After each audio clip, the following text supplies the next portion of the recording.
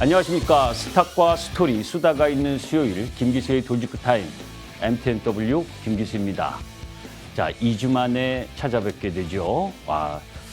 시장에 있어서 구정이 지나고 나서 외국인들의 수급 강도가 다소 약화되는 흐름을 보여주고 있고, 그런 가운데에서 어제 미국 시장이 상승하는 흐름을 보여줬습니다. 그것도 FOMC 회의 결과가 내일 우리 시간으로 새벽 4시에 나오게 되죠. 자, 이제 그러한 상황 속에서도 미국 시장은 강했고, 어제와 그저께 이틀 동안 우리 시장은 약세를 보이다가 오늘 반등하는 모습을 보여줬습니다. 자, 1월 달 상승하는 흐름을 보여주니까 시장에서는 1월 효과에 대한 이야기를 많이 합니다. 그럼에도 불구하고 시장은 지금 밸류에이션에 대한 일정 정도의 부담도 함께 갖고 있다라고 보시면 되겠어요. 자, 지금 이 시드가 준비가 되지 않았는데 잠시 후에 본격적으로 시작하도록 하겠습니다.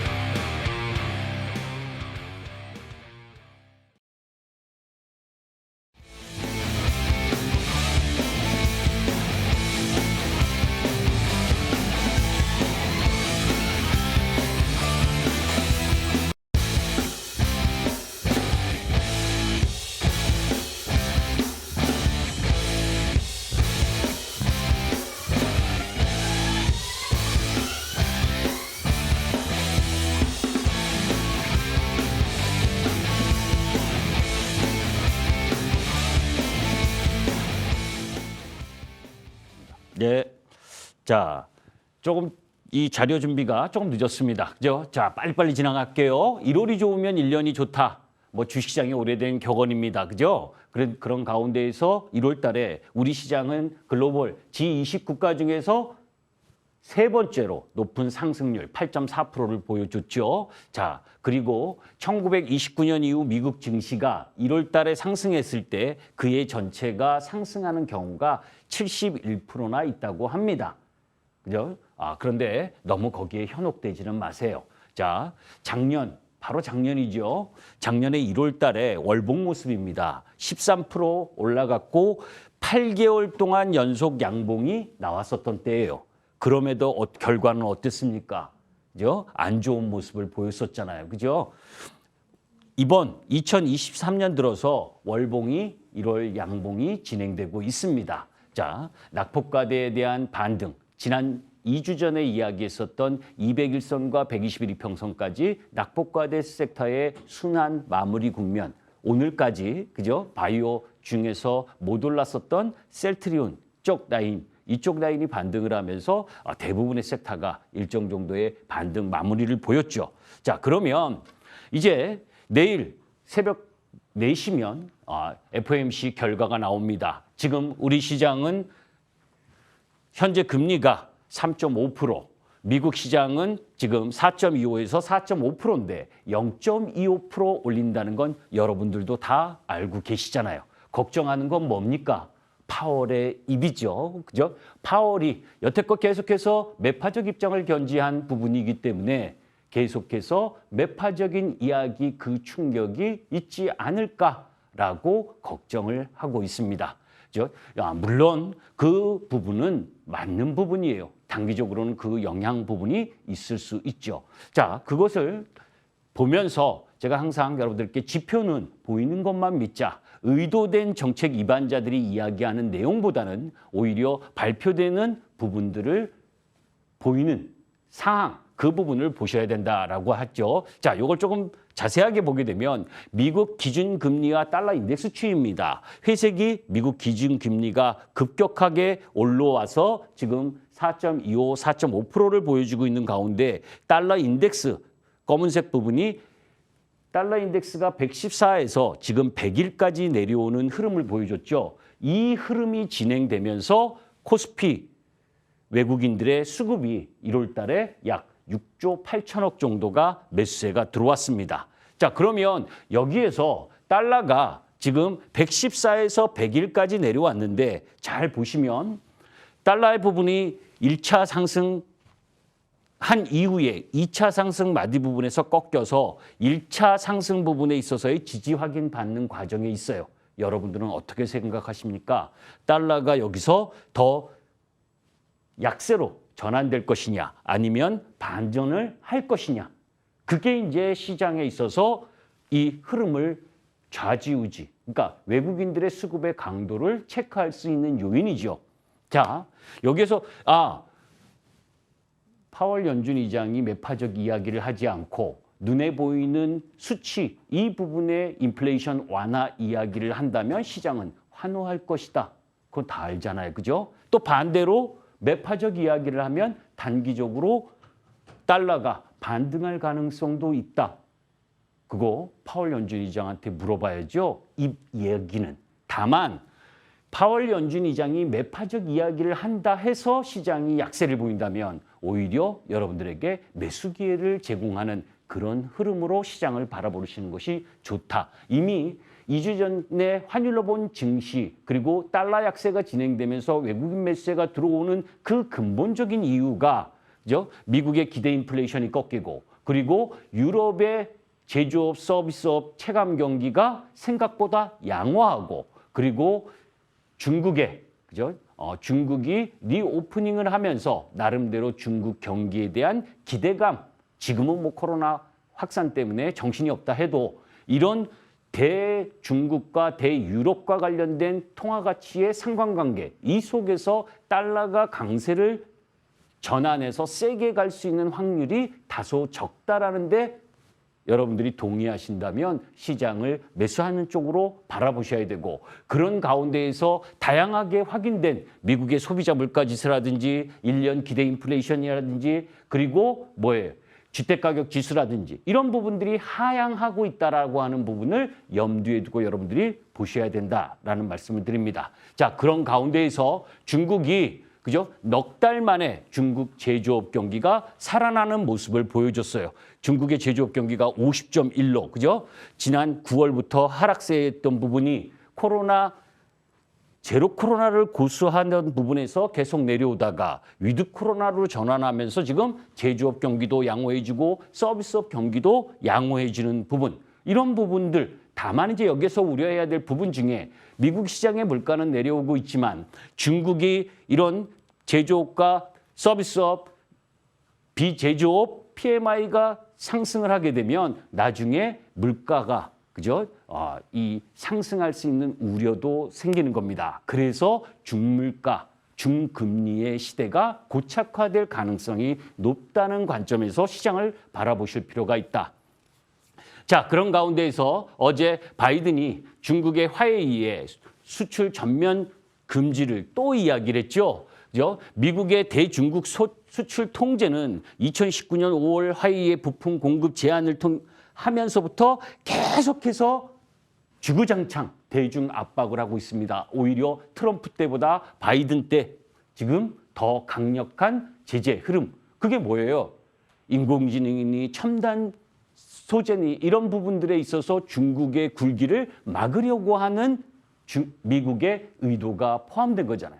그죠? 우리가 IRA 법안도 마찬가지고. 자, 이런 흐름들의 내용을 보면 뭡니까? 단박에 5G의 상승 가능성을 일정 정도 우리가 캐치할 수가 있죠. 그래서 오늘 KMW나 또 뭐 이 서진 시스템이나 이런 쪽에서 일정 정도 반등이 들어온 것이기도 하고. 자, 그런데 1월 반등, 아까 모두에서도 이야기를 했지만 1월 달이 좋다고 계속해서 좋느냐? 그건 아니에요. 이건 대신증권 자료인데 사실 12개월 선행 PER이 지금 12.5배. 그러니까 PER이 12.5배 왔다는 건 어느 정도 지금 2,500포인트의 수치가 작년과 비교할 수 있느냐면 작년에 3,000포인트, 3,200포인트 갔던 지수. 그게 지금 그 가치의 지수대라는 겁니다. 그러니까 영업이익이 4, 4분기 실적 보시면 아시겠지만 삼성전자부터 쇼크한 기업들이 많잖아요. 그리고 1, 4분기에 대한 부담도 갖고 있고 이런 밸류 차원에서 살펴봤을 때 2,500을 넘어가기가 쉽지 않다는 이야기. 그래서 증권사들의 대부분 전망치가 2600포인트 이하로 바라보고 있는 시각이 여기서 근거합니다. 그런데 저는 여기서 일부는 동의하지만 일부는 동의하지 않는다. 왜냐하면 주가는 결국 주가의 선행성입니다. 그죠? 지금 다소의 경기 침체 흐름이 진행된다 하더라도 3개월 후에 저점이 나온다면 주시장은 그거보다 먼저 턴하는 거거든요. 여러분들 2022년 4월 달에 포스코를 비롯해서 산업재, 소재, 경기 민감주가 먼저 꺾였습니다. 그죠? 작년 4월이에요. 그때 왜 꺾였습니까? 실적이 최고치를 경신하고 있는데도. 그때 먼저 꺾였던 건 앞으로 향후 경기가 안 좋을 부분, 유동성의 축소 부분까지 합쳐지면서 내려왔었던 거예요. 그게 선행성입니다. 그런 관점에서 시장을 바라볼 필요가 있다라고 보시면 됩니다. 거기에서 또 2월 보호 예수 물량이 해제되죠. 여기는 여러분들이 종목이 매매하는 종목들은 반드시 본인의 종목이 언제 보호 예수 물량이 나오는지, 물론 LG에너지솔루션처럼 보호예수 물량 해제 이 부분에 대한 우려가 주가에 먼저 선반영돼서 오히려 해제 타이밍엔 올라오는 경우도 있습니다. 그거는 가격에 부담이 없을 때죠. 가격에 부담이 있는 경우에는 해제, 수급의 문제가 일정 정도 변동성을 키울 수 있는 요인이기 때문에 큰 종목으로 보면 2월 3일 날 레인보우 로보틱스가 49%의 지분이 해제가 되고 그다음 2월 4일 날 세비캠이 39%, 그리고 2월 4일 날 뉴로메카, 그죠? 로봇 관련주들이 또 10% 내외 보호예수 물량이 풀립니다. 그 종목 부분들은 자세히 여러분들이 살펴보시고 거기다가 이제 주식시장에서의 변화 움직임도 진행되고 있죠. 깜깜이로 우리가 배당이 얼마 나올지도 모르고, 그죠? 배당 투자하고 12월 연말에 했었잖아요. 이거를 이제 선행적으로 배당금을 결정한 이후에 투자할 수 있는 흐름, 이게 코리아 디스카운트를 해소할 수 있는 흐름일 수도 있다라고 하는 측면을 우리가 봐야 돼요. 자, 자세한 사항은 여러분들이 기사를 통해서 보시면 충분히 이해할 수 있을 거라고 보고, 그런 가운데에서 이제 파월 FOMC 이후에 그 다음 3일 날 미국의 고용지표가 발표되고 그 외에 이제 이 스케줄이 진행됩니다. 그러니까 그 사안마다 여러분들의 스케줄 흐름 부분을 잘 살펴볼 필요가 있다라고 보시면 돼요. 자, 그런 가운데에서 또 먼저 한 발 앞서서 보셔야죠. 그죠? 지금은 2월 달이지만 3월 10일 날 시가총액 규모별 지수 정기 변경이 있습니다. 1년에 2번 3월과 9월 선물 옵션 만기 다음 날 이제 변동을 하게 되는데 우리가 뱀의 머리가 용의 꼬리보다 낫다리잖아요. 그죠? 그래서 대형주에서 중형주로 오는 종목 부분들, 그게 현대오토에버, 일진머티리얼, 한진칼, OCI, 반대로 중형주에서 대형주로 가는 종목군, 이런 부분들이 있는데 대형주에서 중형주, 뱀의 머리로 오는 종목군에 기관들의 수급이 몰릴 확률이 상대적으로 높다라는 관점에서 나름 그렇다고 해서 전부 다를 공략하는 것이 아니라 섹터나 실적 흐름이 양호한 쪽, 현도오토에버나 이런 부분들을 공략하면 되겠죠. 다만 이제 CS 윈드와 이마트는 2월 달에 주가가 어떻게 움직이냐에 따라서 편입이 반대일 경우도 있으니까 그 부분은 주가에 대한 부분을 염두에 두고 살펴봐야 된다라고 봅니다. 자, 고리타분한 꼰대 식강이 제가 주말에 아들하고 대화를 하다 보니까 아빠 방송에서 너무 시황 이야기를 많이 하느냐, 여러분들 그렇게 생각하세요? 너무 수학의 정석 같은 이야기를 한다. 그죠? 종목 이야기를 더 많이 하는 것이 더 낫지 않느냐라고 비판을 받았습니다. 그러면서 생각한 게 그럴 수도 있겠구나. 정말 주식에 지금 오늘 세트라가이가 올라가고 내려가고 하는 것들을 여러분들의 설명을 해주는 것이 더 나은 걸 수도 있는데, 그런데 보시는 분은 한 분이지만 그죠? 시장 전반에 대한 이해가 저는 필요로 하다고 봅니다. 그 부분과 관련돼서는 좀 더 깊이 생각해보고 접근하려고 하는 부분을 여러분들께 말씀을 드리죠. 자, 그런 가운데에서 종합주가지와 지수. 사실 우리 시장은 종합주가지수 작년에 그죠? 30% 가까이 이 연봉입니다. 코스피에. 그리고 올해 8.5% 정도 월봉 양봉입니다. 자, 이 종목은 특별히 이야기를 하지 않겠지만 그죠? 2020년부터 지금 2만 원이던 주식이 23만 원까지 올라오는 연봉이 이렇게 올라오고 있습니다. 이게 주도주죠. 그죠? 시장 지수는 하락을 해도 연봉이 올라갈 수 이렇게 올라가는 종목. 이게 구조적 성장 종목 부분이고 제가 우리 회원님들이 보유하고 있는 주도주입니다. 자, 왜 이 이야기를 하냐면 시장에 있어서 우리가 한국과 미국의 지수, 연도, 별, 주도 흐름 부분들을 여러분들이 이해하실 필요가 있어요. 다른 거 공부하지 않아도 이 부분을 이해를 하면 정말 시장을 보기가 편하다라고 부분입니다.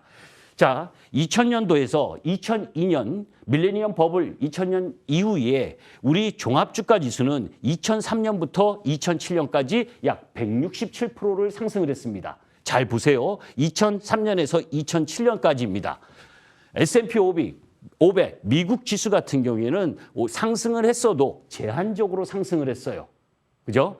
2003년 부분에서 2007년 라인까지 반대로 우리 시장은 2010년에서 2020년까지 2017년과 2018년 반도체 호황을 제외하고는 박스권 흐름이었습니다. 2010년에서 2020년 이 코로나 유동성을 제외하고 반면에 미국 S&P 500 나스닥을 기준으로 한 부분은 2010년에서 2020년에 엄청난 급등을 보였다는 걸 알 수가 있죠. 미국 시장하고 우리 시장하고의 차이가 분명하게 코스피 지수에 나온 걸 알 수 있잖아요. 그 이유를 여러분들이 명확히 아신다면 섹터 공략과 아까 말씀드린 것처럼 지수가 흔들려도 주도주가 연봉이 계속해서 상승할 수 있는 흐름을 여러분들이 선택하실 수 있다는 겁니다. 자, 2003년, 2007년 우리나라 증시가 강세를 보였었던 부분은 우리 시장은 중국의 인프라 구축, 인도의 인프라 구축, 중동의 특수 이런 부분을 가지고 인프라 관련주들이 상승을 했죠. 조선철강건설기계지주화, 그죠? 현대미포조선이 그죠? 10,000원, 20,000원 하던 주식이 24만 원, 26만 원까지 올라갔고, 그리고 철강 주식 그 무거운 주식이 그죠? 5,000원 하다가 9만 원, 10만 원까지 올라갔고, 그런 가운데에서 건설주인 삼성 엔지닝 역시 10,000원에서 12만 5천 원까지 올라갔습니다. 자, 반대로 2010년에서 2020년 주름 잡은 게 누구예요? 2010년 인터넷 혁명이 나타나면서 팡이라고 이야기하는 여러분들 아시잖아요. 그죠? 아마존, 메타, 트위터, 그죠? 그리고 넷플릭스. 그런 섹터의 종목들이 2010년에서 2020년 부분을 장악을 한 겁니다. 엄청난 상승이 이루어졌죠. 그죠? 자, 그러면 여기서 여러분들 묻습니다. 제가 여러분께 항상 이야기하는 부분이 조선철강건설기계지주화 이런 쪽 라인 부분은 경기에 민감한 순환 사이클이다. 그렇기 때문에 제한적인 부분에 있어서의 움직임. 그죠? 그리고 한번 대시세를 낸 섹터 부분들은 다시 주도주가 되는 경우가 절대 없다. 아마존이 여기서 더 크게 더 확장을 할 거냐? 넷플릭스가 가입자를 더 늘려서 확장을 할 거냐? 물론 그 회사가 체질 변화, 그죠? 구조적으로 변화하고 혁신하는 과정 속에서 다른 성장 섹터의 산업 부분을 갖는다면 다시 올라갈 겁니다. 그런데 기존 사업을 계속 고수하는 한은 이미 고점은 끝났다는 얘기예요. 이런 부분들을 가지고 보셔야 주도 섹터와 주도주의 흐름을 알 수가 있는 겁니다. 자, 계속해서 제가 여러분들께 시간이 없어서 제대로 말씀을 못 드리지만 반도체 시장보다 더 규모가 커질 것 시장이 어떤 시장이냐. 2차전지 시장이라는 건 여러분들이 너무너무 잘 알고 있잖아요. 그죠? 반도체 시장 규모가 2022년에 약 200조의 메모리 반도체가 200조로 30%를 차지하고 있는데 2차 전지 시장은 2023년 수지잔고가 이미 약 100,000조를 넘어서고 있습니다. 거기에 배터리가 약 500조, 양극재가 250조 이상. 그죠? 엄청난 성장을 보여주는 부분이고 지난번에도 이야기한 부분인데 이 반도체 시장보다 더 큰 전기차 배터리 시장의 개화 흐름이 전개될 수 있다는 걸 알 수가 있습니다. 그 전기차 시대의 완성은 미국의 IRA이고 거기에 EU가 2035년부터 내연기관차 신차 판매를 금지를 합니다. 그죠? 그리고 그런 가운데에서 어제 GM이 실적도 양호했지만 2023년부터 본격적인 전기차가 출시되는 라인업을 갖고 갑니다. 물론 여러분들 그 속에서 엊그제 그죠? 포스코 케미칼이 삼성 SDI에서 40조의 수주를 받고 오늘은 또 에코프로비엠이 상대적인 저평가 부분을 해소하는 급등하는 흐름. 계속 이야기를 하지만 양극재 시장은 그죠? 공급하는 부분에 있어서 수요를 못 쫓아갈 만큼 폭발적인 게 현실이다. 자, 그리고 사실 영국 배터리 업체 여러분들 브리티시 볼트 아실 겁니다. 1월 18일 날 파산 신청했다는 뉴스 보셨을 거예요. 그죠? 그리고 리비안 역시 지금 미국의 리비안 같은 경우에는 테슬라의 대항마라고 불리는 회사인데 이 배터리 장비를 발주를 연기를 시켰죠. 이 모든 이야기가 뭐냐면 배터리 동네 아이스크림처럼 만들 수 있는 게 아니라는 겁니다. 그만큼 기술력 업력이 필요로 한 부분이고 그것에 대한 대가를 지금 받고 있는 상황이다라고 보시면 되고 GM의 고성장 사실 테슬라가 미국 시장을 게임 체인저로서 장악을 했다면 EU 시장은 포드와 GM이 전기차 라인업을 가지고 대항하러 들어가면서 거기에 배터리를 파는 아까 말씀드렸던 IRA 그리고 유럽에서 준비하고 있는 원자재법 이 모두가 그리고 아까 말씀드렸었던 화웨이의 규제 이런 모든 것들이 결국은 중국을 배제하고 산업 부분에 있어서의 서방 국가들의 힘 이 부분을 보여주기 위한 거잖아요. CATL이 중국 BYD가 잘 나간다고 거기에 너무 현혹되지 마세요. 자, 그런 가운데에서 2023년 개묘년에 주목해야 할 테크놀로지 이미 AIG들 많이 올라왔죠. 시간이 없으니까 빨리빨리 넘어가겠습니다. 가상인간 그리고 햅틱한 모션 캡처 그리고 사이버 안보 그런 가운데에서 지금 다 여기에 제 원고가 다 안 돼 있는데 여튼 그런 흐름들을 여러분들이 살펴볼 필요가 있다. 나머지 이런 자세한 내용은 사실 2주 전에 이미 여러분들 공개 방송을 통해서 이 테마성 관련 흐름들을 보여줬고 그런 흐름들을 제외하고 시장에 있어서 그죠? 항상 주도 섹터를 공략할 거냐 아니면 테마를 공략을 할 거냐 나의 자산과 내가 보유하는 시기 주식을 보유할 수 있는 시기 이런 것들을 여러 가지를 고려해서 자기만의 투자법을 완성해야 주시장에서 살아남을 수 있지. 주시장에서 매번 올라간 부분을 위에다가 이야기하는 건 그렇게 크게 도움이 되지 않는다라고 봅니다. 우리가 방송이나 뉴스가 뒷북을 때릴 때가 더 많다는 것 또한 여러분들이 아셨으면 좋겠습니다. 시장 전반 부분에 대한 이야기는 이 정도로 하고 제가 원고가 조금 저하고 사인이 안 맞아서 마무리하도록 하겠습니다. 잠시 후에 온라인 공개 방송을 합니다. 참 어려운 상황, 시장 흐름이 어렵긴 해도 정말 주도 섹터와 주도 종목을 잘 고르면 2022년의 아픔을 2023년은 회복할 수 있는 거고 그리고 시장에서 각광받는 테마도 선정을 해야 되는 거지 후발로 가면 안 된다. 자, 잠시 후에 포털 검색창에 MTN 밴드를 치시면 제 얼굴이 나옵니다. 그죠? 클릭을 하시면 6시부터 테마와 구조적 성장 섹터의 구별 그 부분이 반드시 필요로 하기 때문에 여러분들께 말씀드리도록 하겠습니다. 감사합니다. 김기수였습니다.